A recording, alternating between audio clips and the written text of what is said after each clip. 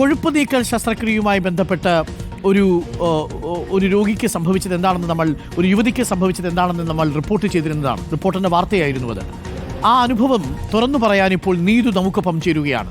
നീതു അന്ന് വളരെ ഗുരുതരമായ അവസ്ഥയിൽ ആശുപത്രിയിലായിരുന്നു. വിരലുകൾ നഷ്ടപ്പെട്ട നീതുവിൻ്റെ വാർത്ത റിപ്പോർട്ടർ ടിവിയാണ് പ്രേക്ഷകരിലേക്ക് എത്തിച്ചത്. നീതു നമുക്കൊപ്പം ചേരുകയാണ്. നീതു, നമസ്കാരം. Good morning Neethu.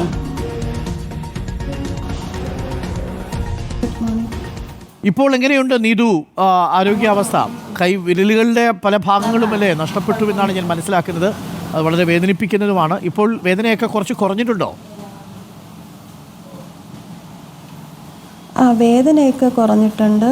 ഫിസിയോതെറാപ്പി ഒന്ന് കൈയെല്ലാം ശരിയാക്കിക്കൊണ്ടിരിക്കുകയാണ്, നടക്കാനും കൈയുമെല്ലാം. എന്താണ് യഥാർത്ഥത്തിൽ സംഭവിച്ചത് നീതു? നമ്മൾ കൊഴുപ്പ് നീക്കാം എന്നുള്ള പരസ്യം കണ്ടിട്ടാണോ അതോ ഇവർ പറഞ്ഞ് നമ്മളെ വിശ്വസിപ്പിക്കുകയാണോ ചെയ്തത്? എന്നിട്ട് അവിടെ ചെല്ലുമ്പോൾ എന്താണ് സംഭവിച്ചത് യഥാർത്ഥത്തിൽ? അതായത് ഞാൻ അവിടെ ചെന്ന് സർജറിക്കൊക്കെ എല്ലാം ശരിയായി എല്ലാം പറഞ്ഞ് ശനിയാഴ്ചയാണ് സർജറി പറഞ്ഞിരുന്നത്. ശനിയാഴ്ച സർജറി കഴിഞ്ഞ് ഞായറാഴ്ച മോർണിംഗ് ആയപ്പോഴത്തേക്ക് വീട്ടിലേക്ക് അവർ ഡിസ്ചാർജ് ചെയ്ത് വിട്ടായിരുന്നു. വീട്ടിൽ ചെന്ന് കുറച്ച് കഴിഞ്ഞപ്പോഴത്തേക്ക്, അതായത് ഫുഡെല്ലാം ഒരു കഞ്ഞി അങ്ങനത്തെ ആഹാരങ്ങൾ കഴിക്കാനാണ് അവർ പറഞ്ഞിരുന്നത്. അതെല്ലാം കഴിച്ച് കുറച്ച് കഴിഞ്ഞപ്പോഴത്തേക്ക് എനിക്ക് കഴിച്ചപ്പോൾ തന്നെ ഞാൻ ഒന്ന് ഒമിറ്റ് ചെയ്തായിരുന്നു. അപ്പം നമ്മളത് അവിടെ വിളിച്ച് ഇൻഫോം ചെയ്തു.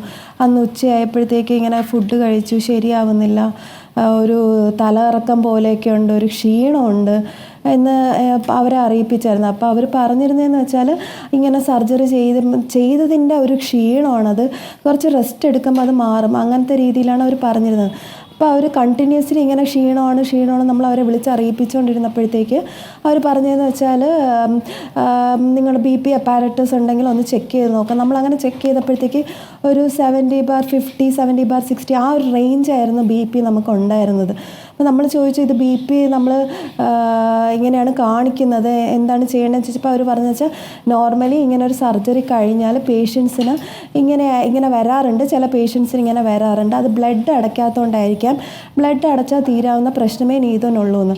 അപ്പം ഒരു സന്ധ്യയൊക്കെ ആയപ്പോഴും എനിക്ക് തീരെ അങ്ങ് തലയിറക്കം പോലെയൊക്കെ വരുന്നുണ്ട്. എണീക്കുമ്പോൾ എനിക്കൊരു ഡിസിനസ് ഇങ്ങനെ ഒരു ക്ഷീണം, നല്ലൊരു ക്ഷീണം, തലയിറക്കം അങ്ങനെയൊക്കെ വരുന്നുണ്ട്. ചെറുതായിട്ടൊരു ബ്രീത്തിങ് ഡിഫിക്കൽറ്റി, ചെറുതായിട്ടൊരു പനി അങ്ങനെയൊക്കെ ഉണ്ടായിരുന്നു തലേന്ന്. നമ്മളിതെല്ലാം അവരെ വിളിച്ചറിയിച്ചപ്പോൾ അവർ പറഞ്ഞതെന്ന് വെച്ചാൽ ഒരു കാര്യം ചെയ്യും, മോണിറ്റർ ചെയ്തുകൊണ്ടിരിക്കുക. അപ്പോൾ നമ്മൾ ചോദിച്ചു, നമ്മൾ ആശുപത്രിയിലോട്ട് തിരിച്ചു വരട്ടെ, കാരണം ഞായറാഴ്ചയാണ് ഡിസ്ചാർജ് ചെയ്യുന്നത്, ഞായറാഴ്ച വൈകിട്ടായപ്പോൾ ഇങ്ങനത്തെ പ്രശ്നങ്ങളും കാണിക്കുന്നുണ്ട്. അപ്പോൾ നമ്മൾ ചോദിച്ചു തിരിച്ചു വരട്ടെ എന്ന് ചോദിച്ചപ്പോഴത്തേക്ക് അവർ പറഞ്ഞു, അയ്യോ സൺഡേ ഇന്ന് ഹോസ്പിറ്റൽ ഇല്ല, ക്ലോസ്ഡ് ആണ്, അതുകൊണ്ട് നാളെ വന്നാൽ മതി. അപ്പോൾ നമ്മൾ ചോദിച്ചു അടുത്തുള്ള ഏതെങ്കിലും ഹോസ്പിറ്റൽ വന്നാൽ പോയി കാണിക്കട്ടെ, BP കുറവല്ലേ, അപ്പോൾ ഒന്ന് കാണിക്കട്ടെ എന്ന് ചോദിച്ചപ്പോൾ അവർ പറഞ്ഞു ഇല്ല ഇത് വെറും സാധാരണ എല്ലാവർക്കും ചിലർക്കൊക്കെ ചോദിച്ചപ്പോൾ അപ്പോൾ ചികിത്സ തന്നില്ല. രണ്ടാമത്തേത് മറ്റൊരു ആശുപത്രിയിൽ പോവട്ടെ എന്ന് പറഞ്ഞപ്പോൾ വിലക്കുകയും ചെയ്തു. അതെ, അങ്ങനെ പോവേണ്ട കാര്യമില്ല, കാരണം ഇത് നോർമലാണ് ഇങ്ങനെ വരുന്നത്, ബ്ലഡ് അടയ്ക്കാവുന്ന ഒരു പ്രശ്നം, ബ്ലഡ് അടച്ചാൽ തീരുന്ന പ്രശ്നമേ ഉള്ളൂ എന്ന് നമ്മളടുത്ത് പറഞ്ഞു. നെക്സ്റ്റ് ഡേ മോർണിംഗ് ഞാൻ പോകുമ്പോഴും എനിക്ക് ഭയങ്കര ക്ഷീണമായിരുന്നു.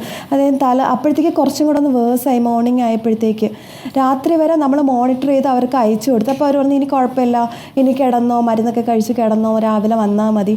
അങ്ങനെ മോർണിംഗ് ചെന്നപ്പോൾ അവർ പറഞ്ഞു ഒരു IV ഇട്ടാൽ തീരാവുന്ന പ്രശ്നമേ ഉള്ളൂ, ഫ്ലൂയിഡ് ഇടുമ്പോഴത്തേക്ക് മാറിക്കോളും അങ്ങനെ പറഞ്ഞു. ഫ്ലൂയിഡ് ഇട്ട് കുറച്ച് നേരമായിട്ടും വലിയ ഈ ചേഞ്ചസ് ഇല്ല എന്നൊന്നും നമ്മളടുത്ത് അവർ പറയുന്നില്ല. ഞാൻ അപ്പോഴും പറയുന്നുണ്ട് എനിക്ക് വയ്യ, എനിക്ക്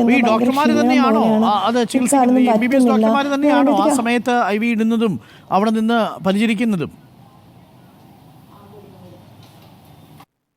സിസ്റ്റേഴ്സാണ് കൂടുതലും കൂടെ നിൽക്കുന്നത്. ഇടയ്ക്ക് ഒരു ഡോക്ടർ വന്ന് നോക്കിയിട്ട്, ഷിനോൾ ഡോക്ടർ വന്ന് നോക്കിയിട്ടൊക്കെ പോയായിരുന്നു. ഡോക്ടർ പറഞ്ഞ ഇത് വെച്ചിട്ടാണ് അവർ IV ഇട്ടതെന്നാണ് എൻ്റെ ഒരു വിശ്വാസം. കാരണം ഇവർ IV ഇടുമ്പോഴും ഞാൻ ചോദിക്കുന്നുണ്ട് ഇത് കഴിയുമ്പോൾ മാറുമോ, അപ്പോൾ അവർ പറയുന്നത് മാറും, നീ ഇത് കുറച്ച് നേരം ഉറങ്ങിക്കോവും, അപ്പോഴത്തേക്ക് ശരിയാവും എന്നൊക്കെ ഇവർ പറയുന്നുണ്ട്. അത് കഴിഞ്ഞ് ഉച്ചയൊക്കെ അടുപ്പിച്ച് അവർ പറഞ്ഞു ഇതുപോലെ ഹോൾ ബ്ലഡ് ഇടണം, ബ്ലഡ് ഇടുമ്പോഴത്തേക്കും എല്ലാം ഓക്കെ ആവും.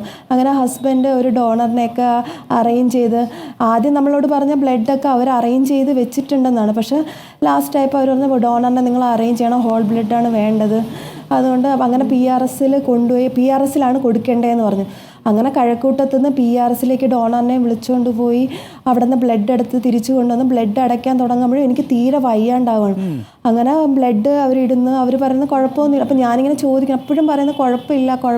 ഞാൻ പറയുന്നത് എനിക്ക് ക്ഷീണമാണ്, അത് ഉറങ്ങിയാൽ മതി, ആഹാരമൊക്കെ കഴിക്കുമ്പം മാറും. സർജറിയൊക്കെ കഴിഞ്ഞത്.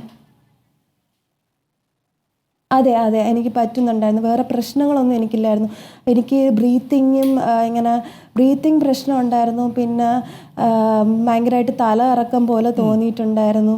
അങ്ങനത്തെ കുറച്ച് കാര്യങ്ങളൊക്കെ എനിക്ക് അങ്ങനെ ഉണ്ടായില്ല. കൈകാലുകൾക്കൊന്നും ബ്ലഡ് അവരിട്ട് കുറച്ച് കഴിഞ്ഞ് ഒരു വൈകിട്ടൊക്കെ എനിക്ക് ഓക്സിജൻ മാസ്ക് ഒക്കെ വെച്ച് എനിക്ക് അപ്പോഴത്തേക്ക് ബ്രീത്തിങ് തീരെ അങ്ങ് കുറഞ്ഞു തുടങ്ങി, നല്ലപോലെ കുറഞ്ഞൊക്കെ തുടങ്ങി. ശ്വാസം എടുക്കാനൊക്കെ ഭയങ്കര ബുദ്ധിമുട്ടൊക്കെ ആയി.